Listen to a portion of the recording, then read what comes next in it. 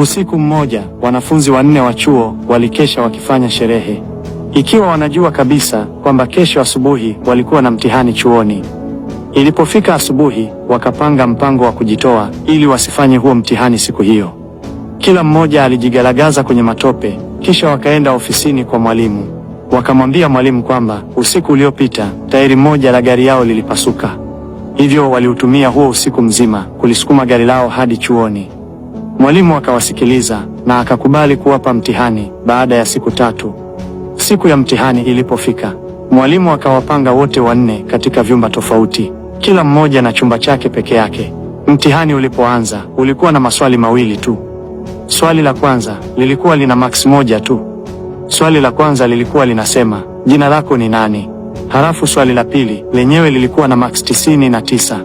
Swali la pili lilikuwa linasema, ni tairi gani ambalo jana ndo lilipasuka? Fundisho: kujaribu kuwadanganya wengine ili kuepuka matokeo ya matendo yako si njia ya kimaadili kwenye maisha. Ni bora kuwa mkweli, kukubali kuwajibika na kujifunza kutokana na makosa.